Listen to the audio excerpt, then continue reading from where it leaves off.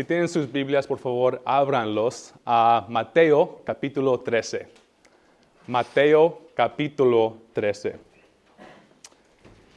Hoy vamos a comenzar un nuevo estudio acerca de las parábolas de Jesús.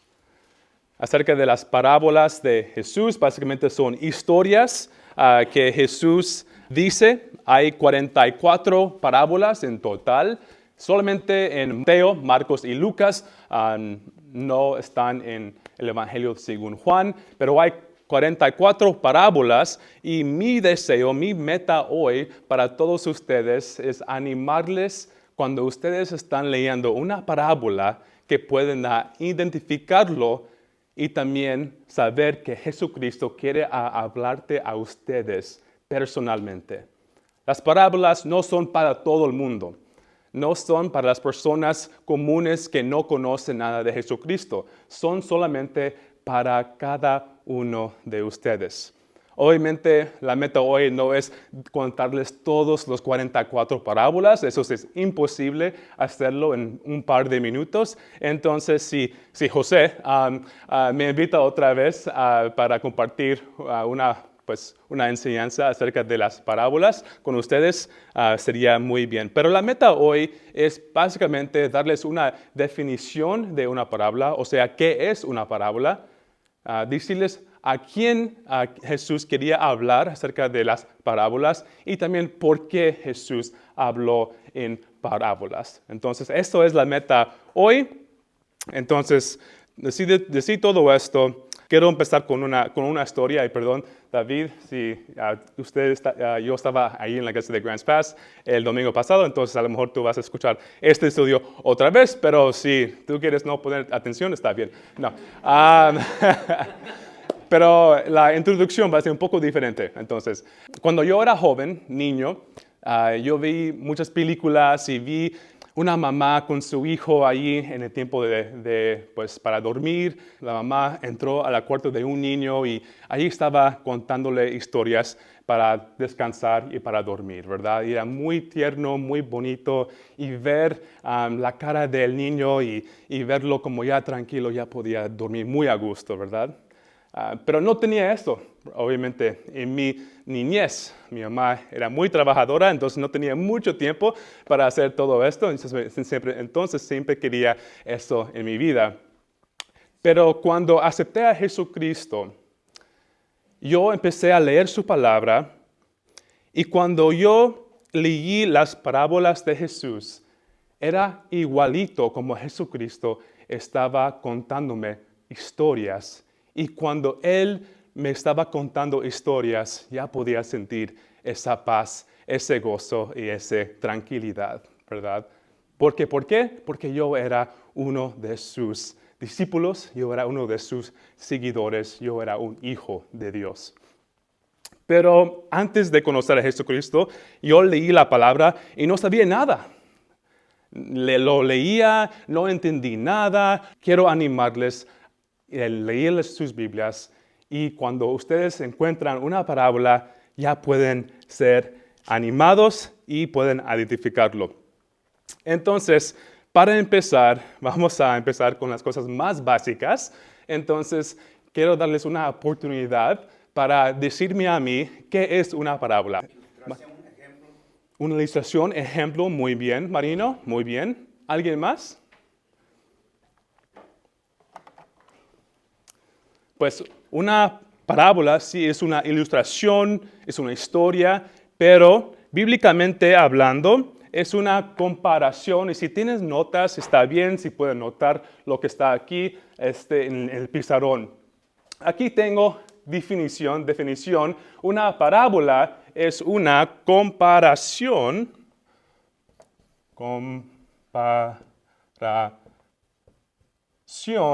Que utiliza experiencias de vida comunes para revelar una verdad espiritual. Entonces Jesús en su ministerio, cuando Él estaba enseñando acerca de las parábolas, Él siempre tomó algo común en ese tiempo y lo comparó a algo espiritual para que nosotros podamos ver una verdad espiritual, ¿verdad?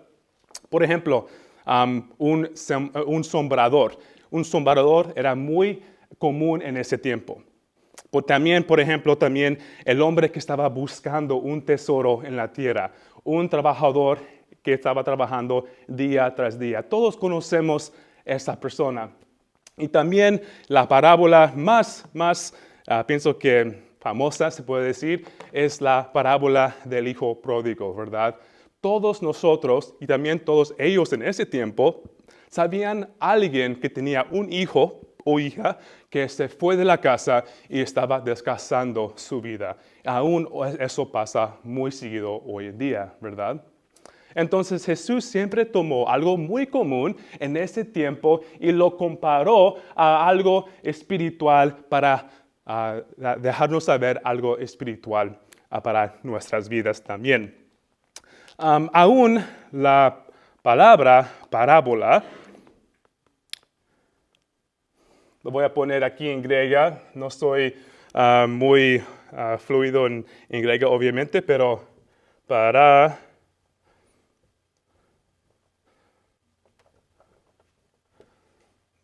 la palabra parábola en griega es parabole y la primera parte de parábola es para y esta pieza de palabra para significa poner al lado de. Entonces Jesús tomó algo muy común y lo puso al lado de una verdad espiritual. Eso es el significado de la parábola. Entonces, muy bien. Sabemos que es una parábola, pero ¿cuándo empezó Jesús a hablar en parábolas? Porque podemos ver muy rápidamente, ¿por qué no vamos a Mateo capítulo 4? Mateo capítulo 4, por favor. Y vamos a leer versículo 17. Mateo 4, 17.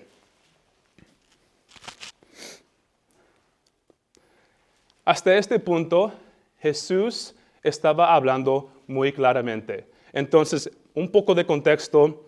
Jesús apenas recibió las noticias que Juan el Bautista murió. Y esto es lo que dice Jesús en respuesta a esto. Dice, desde entonces Jesús comenzó a predicar, arrepiéntanse porque el reino de los cielos se ha acercado. Entonces, para mí eso es muy claro, ¿verdad? Jesús está hablando claramente acerca de salvación, ¿verdad? Jesús está hablando muy claramente a los fariseos, a las multitudes, muy claramente. La palabra arrepiéntanse obviamente significa una palabra que es acerca de la salvación. ¿Y por qué? Porque el reino de los cielos se ha acercado. Es decir, que Jesús está diciendo, aquí estoy yo soy el Mesías, creen en mí y arrepiéntanse. Porque así es la salvación. La salvación comienza con una necesidad de reconocer que eres pecador y cuando haces esto ya puedes arrepentirse de sus pecados. Algo más claro, en capítulo 5 de esa misma página, Mateo 5, él está empezando a predicar el sermón de monte. Vamos a leerlo, Mateo capítulo 5, versículo 1, que dice, cuando Jesús vio a las multitudes, subió al monte y después de sentarse, sus discípulos se acercaron a él y abriendo su boca les enseñaba, diciendo, bienaventurados los pobres en espíritu, pues de ellos es el reino de los cielos. Bienaventurados los que lloran, pues ellos serán consolados. Bienaventurados los humildes, pues ellos heredarán la tierra. Vamos a regresar a Mateo 13. Entonces podemos ver que hasta este punto Jesús estaba hablando claramente. Estaba hablando claramente. Pero algo sucedió y vamos a leer exactamente cuándo sucedió. Mateo capítulo 13, versículo 1 en adelante. Vamos a leerlo. Dice, ese mismo día, Ese mismo día salió Jesús de la casa y se sentó a la orilla del mar, y se congregaron junto a él grandes multitudes, por lo que subió a una barca y se sentó. Y toda la multitud estaba de pie en la playa, y les habló muchas cosas en parábolas. Y allí es cuando empiezan las parábolas, las palabras del sembrador. Página después, la parábola de grano de mostaza. Entonces, ese mismo día podemos notar que Jesucristo empezó y cambió su forma de predicar de una manera muy clara a algo muy oculto. Una manera muy clara a algo que se llaman parábolas. Entonces la pregunta es, ¿qué sucedió? Ya sabemos cuándo sucedió, ¿verdad? Ese mismo día. Jesús estaba en Capernaum, ya tiene sus discípulos, él ya dio a 5,000 personas de comer, tiene una gran multitud, ahí están los fariseos en una barca para poner una distancia de él y la multitud, y él está empezando a predicar en parábolas. Ya sabemos cuándo, pero qué sucedió, y lo vamos a ver qué exactamente sucedió y qué pasó, para que él cambiaba su forma de predicar tan drásticamente, tan dramáticamente, y lo vamos a ver. Mateo capítulo 12, por favor, y versículo 22. Mateo 12, versículo 22. Entonces trajeron a Jesús un endemoniado. ¿Quién? Los fariseos. Los fariseos trajeron a Jesús un endemoniado, ciego y mudo, y lo sanó, de manera que el mudo hablaba y veía. Vamos a parar allí.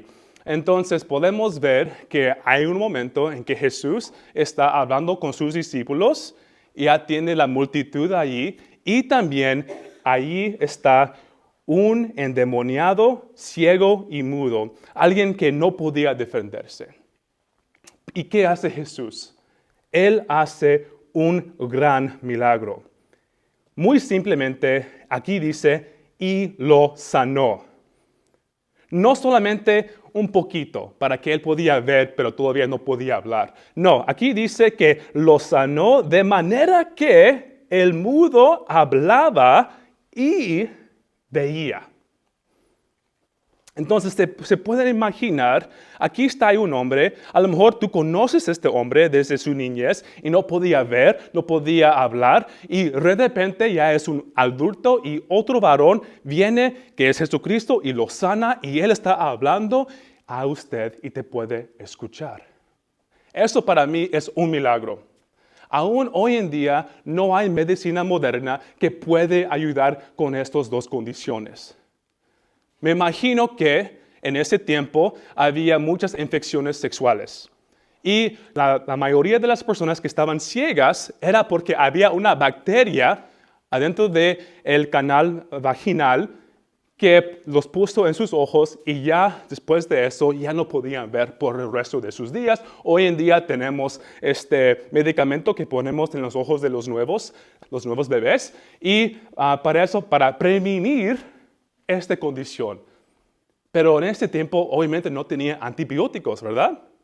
No. Entonces podemos imaginar que Jesús tomó y curó una condición irreversible y lo sanó completamente. Con su poder, con el poder del Espíritu Santo y de su Padre, Dios Padre. Y vamos a ver la reacción. Lo sanó completamente en manera que estaba hablando y escuchando. Vamos a leer. 23. Todas las multitudes estaban asombradas. Sí, yo voy a ser asombrado también. Y decían, ¿acaso no es este el hijo de David? Ya estaban tan cerca de aceptar a Jesucristo. Ya estaban a un punto de reconocer que esta persona que curó a este varón, a lo mejor ese Cristo. Estaban tan cerca para aceptarlo. Todos los multitudes estaban asombradas, pero solamente algunos de ellos decían, ¿acaso no es este el hijo de David? ¿Qué significa el hijo de David? Pues sabemos que el linaje viene de David para el Mesías, ¿verdad? Es sinónimo a Cristo, y Cristo significa el Salvador. En otras palabras, pueden decir, ¿acaso no es este el Cristo, el Salvador? Ya estaban tan cerca para aceptarlo como su Salvador. Pero vamos a ver, versículo 24, algo muy triste ocurre. Versículo 24 dice, pero cuando los fariseos lo oyeron, y los fariseos básicamente son los líderes religiosos, ¿ok? Pero cuando los fariseos lo oyeron, dijeron, este no expulsa los demonios, sino por Belzebú, el príncipe de los demonios. Ouch.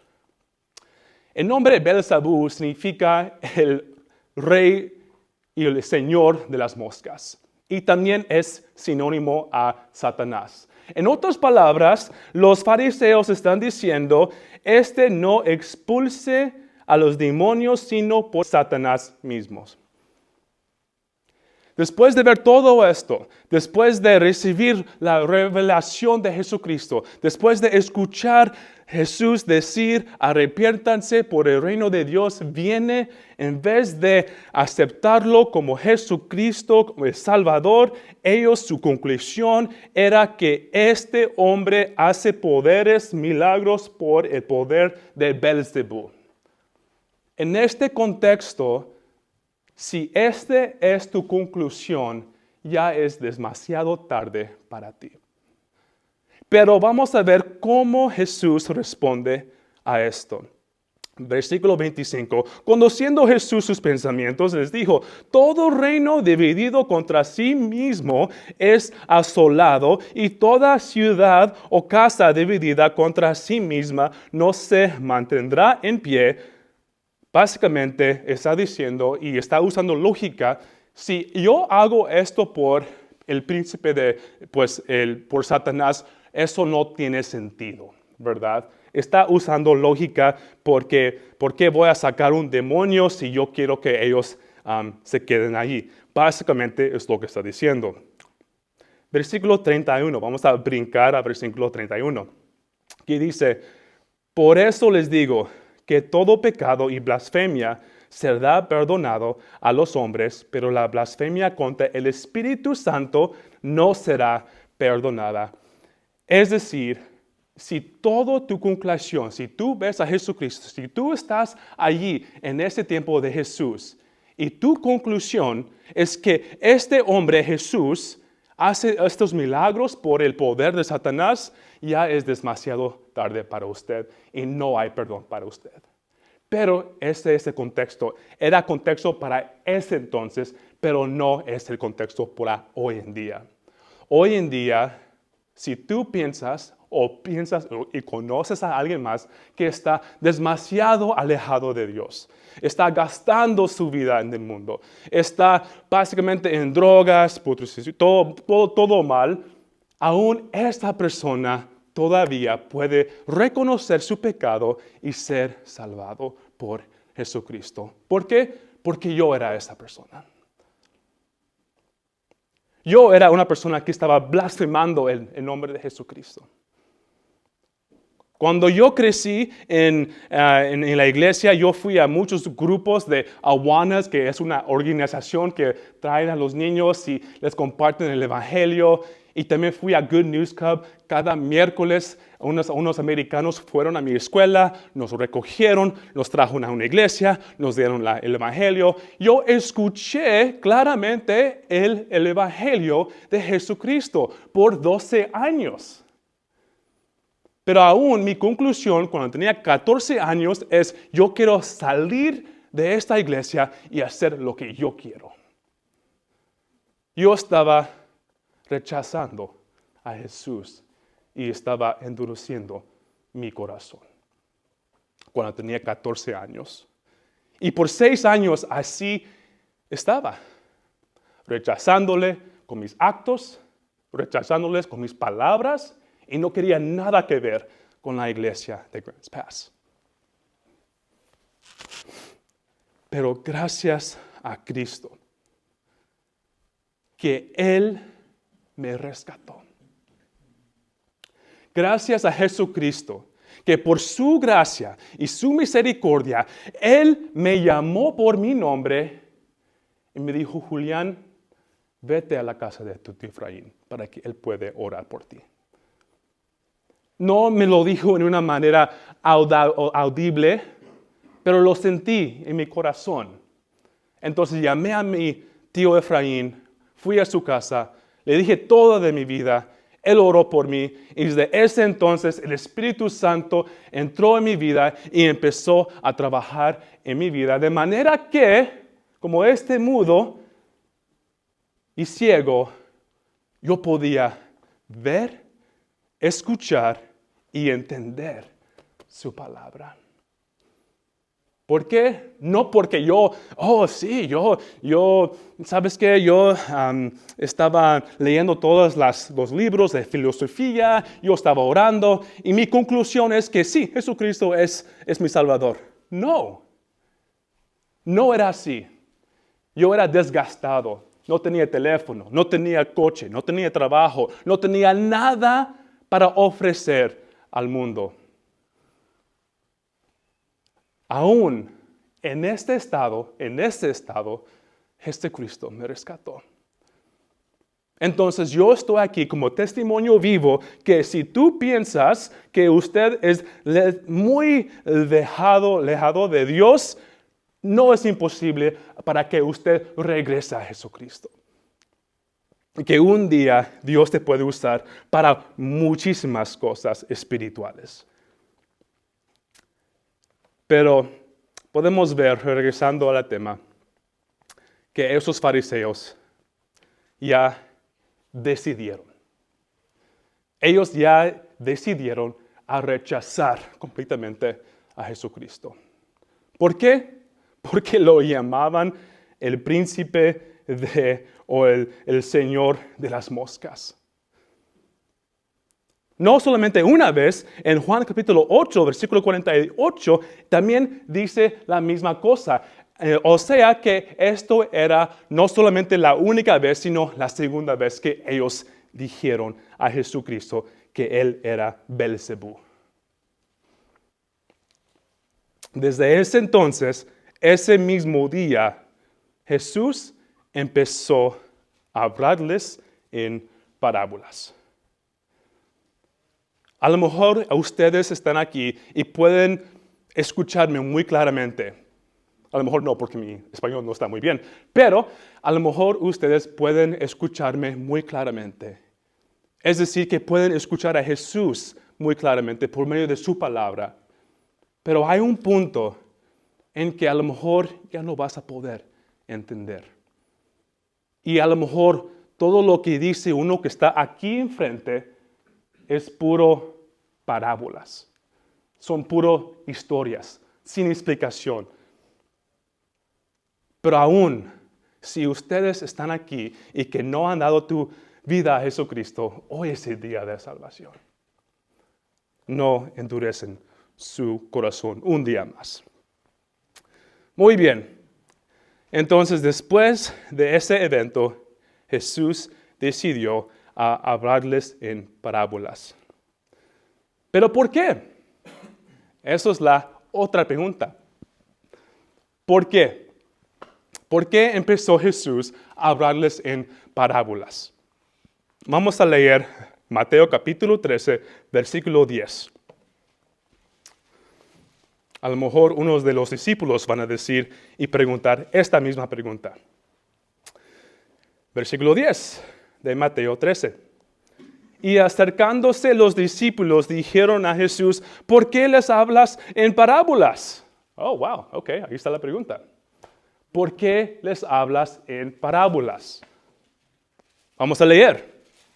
Jesús les respondió, porque a ustedes se les ha conocido conocer los ministros del reino de los cielos, pero a ellos no se les ha conocido, porque al cualquiera que tiene, se le dará más y tendrá en abundancia.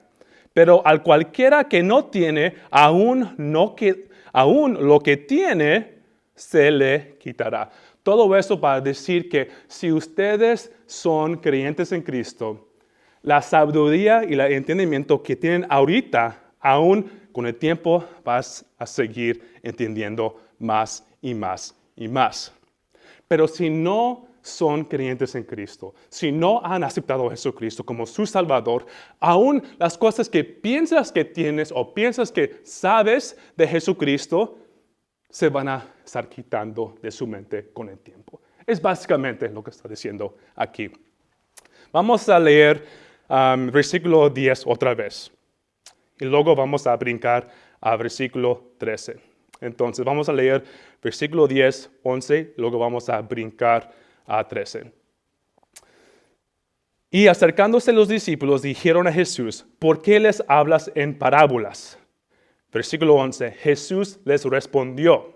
Versículo 13, por eso les hablo en parábolas, porque viendo no ven, y oyendo no oyen, ni entienden. Y en ellos se cumple la profecía de Isaías que dice, a oír ustedes oirán, pero no entenderán.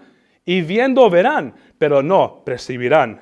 Porque el corazón de este pueblo se ha vuelto insensible. Las tres razones en que Jesús habló en parábolas, primeramente, es para ocultar la verdad a los incrédulos.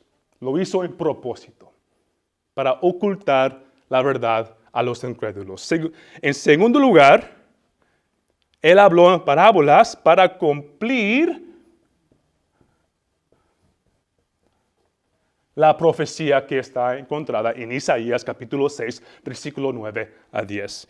Y en tercer lugar, Él habló en parábolas como señal de juicio a Israel por su incredulidad. El momento en que Jesús empezó a hablar a los fariseos y a los líderes religiosos en parábolas, ese era un momento de juicio contra ellos.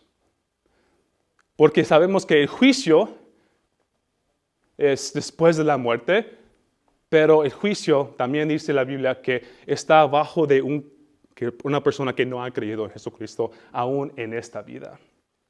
Era como señal de juicio por su incredulidad. Pero quiero terminar con esto. Casi quiero terminar con esto. Versículo 16 de Mateo 13.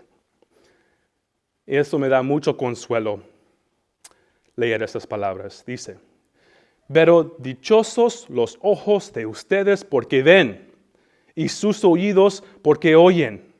Porque en verdad les digo que muchos profetas y justos desearon ver lo que ustedes ven y no lo vieron, y oír lo que ustedes oyen y no lo oyeron. Jesús está hablando a sus discípulos en este contexto, ¿verdad? Y muchas profetas querían ver a Jesucristo, el Mesías, un día. Y no lo podían ver porque se murieron. Pero los discípulos sí. Pero quiero decir que la palabra de Dios aún es un gran milagro que ustedes lo tienen. He estado estudiando con Bard acerca de cómo era que nosotros tenemos esta Biblia, la historia, muchos estudios acerca de cómo era que nosotros ya tenemos esta Biblia. Quiero decir que dichosos son ustedes porque ustedes tienen la palabra completa de Jesucristo, la palabra completa de Dios. Esto aún es más poderoso de ver a Jesús en persona y verlo usar y verlo ser un milagro.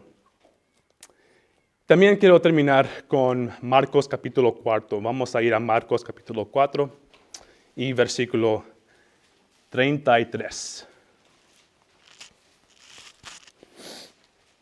Marcos capítulo 4, versículo 33, es después de que Jesús dice la palabra del grano de mostaza. Y eso es lo que Jesús dice. Mira, con muchas parábolas como estas, Jesús les hablaba la palabra, según pudieran oírla. Y sin parábolas no les hablaba. Pero ese es el clave. Pero lo explicaba todo en privado a sus propios discípulos. Es decir, si ustedes han creído en Jesucristo, las parábolas de Jesús son para ustedes, específicamente para ustedes. Porque ustedes tienen el Espíritu Santo adentro de ti y Jesucristo mismo va a explicar todo en privado a ustedes. También lo hizo con sus discípulos. Casi cada parábola de Jesucristo tenía una explicación. Pero si no tienen una explicación, tenemos el Espíritu Santo para revelar las verdades que están en ellas para que podamos seguir siendo animados y corregir pecado en nuestras propias vidas. Y al próximo tiempo vamos a ver una de las parábolas de Jesucristo, si Dios permite. Vamos a orar. Padre, muchas gracias. Gracias por darnos entendimiento acerca de tu palabra, más específicamente acerca de las parábolas que tú, Jesús, has contado durante tu tiempo aquí en la tierra. Te pido, Padre, que podemos ser animados en saber que las parábolas no son para todo el mundo, sino solamente son para tus hijos y tus ovejas. Y te pido, Padre, con el tiempo, si tú permites, que podemos aprender más acerca de usted por medio de tus parábolas. Te pido todo esto en el nombre de Jesús. Amén.